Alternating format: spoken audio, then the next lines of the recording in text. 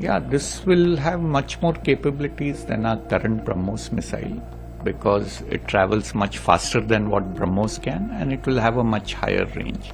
So it will definitely add to the arsenal of our services. But we are also working on the land attack for the same missile.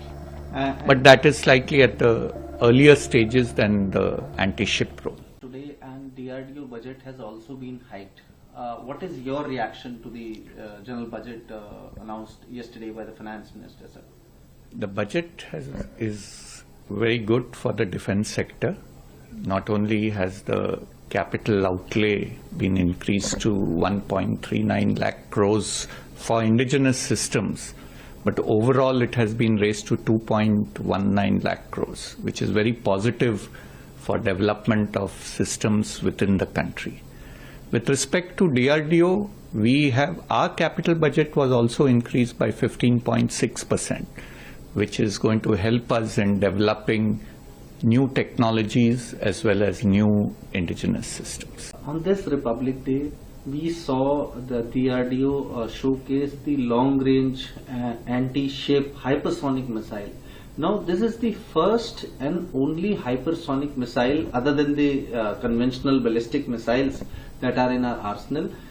Can you tell us about this missile, sir? What is the stage of development? So, we have carried out 2 development trials. We are pretty soon going to do a 3rd development trial. Once these development trials are over, we'll offer it to the user for user evaluation trials. And then these missiles should get inducted. We are very confident with this system, and it will be a game changer for our services. So, what we have learned about this missile system is that it travels at speeds at high Mach speeds, around 5 to 6 Mach. Now, that is much higher than what the BrahMos does. And the range is also higher. Yes. So, you think this is going to be the next big thing, like what we saw the BrahMos' performance during Operation Sindoor? How do you see this missile developing, sir?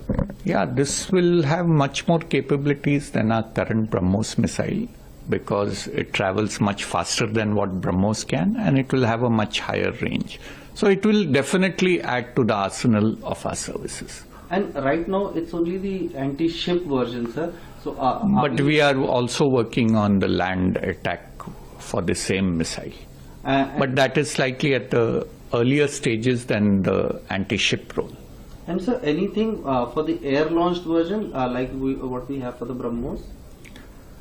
Currently, no, because the air-launch version, we have limitation on the weight of the missile.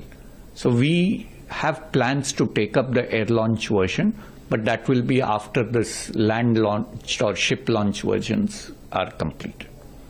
And sir, can you tell us the new indigenous systems that DRDO is looking at to develop in the near future, say next year or next 5 years?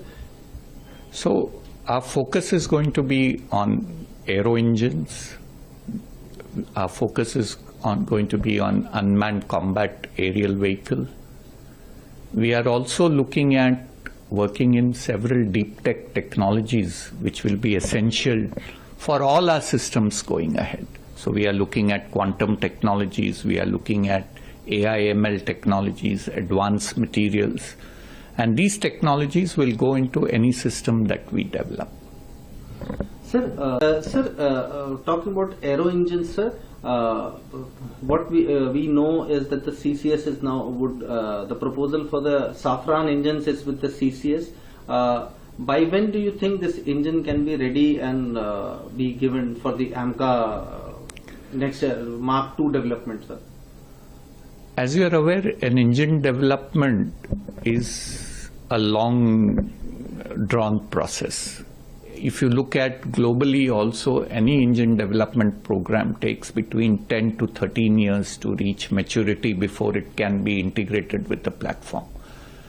So if the CCS gives us sanction this year, I would assume that by 2035, 36, the engine would be ready for integration. Then it would go through the acceptance trials. We will of course do the development trials of the engine much before with the platform, but the final acceptance trials will start at 2035. Anyway, the first 2 squadrons of AMCA will be delivered with the GE414 engine, and this will come only subsequently. That will be by 2035, sir? Yeah, that AMCA delivery should start by 2034, 2035. And lastly, sir, this is a question which a lot of Gen Z people ask. What is the status of the Kaveri engine development, sir? So Kaveri engine in its original form has not delivered the thrust that is required for the LCA. The engine is working very well. It has given us a thrust of 72 kilonewton, but the LCA needs a thrust of 83 to 85 kilonewton. So it's not going to be used in the LCA, but we are using the derivative of the Kaveri engine for our unmanned combat aerial vehicle. So without the afterburner, the engine, Kaveri engine, will be used in our unmanned combat aircraft. And sir, will it be a large platform which it will power?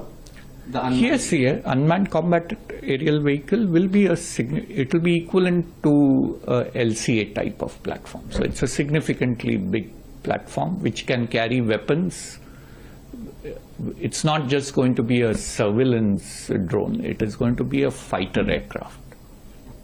And thank you very much for talking to ANI, sir. Thank you. Thank you.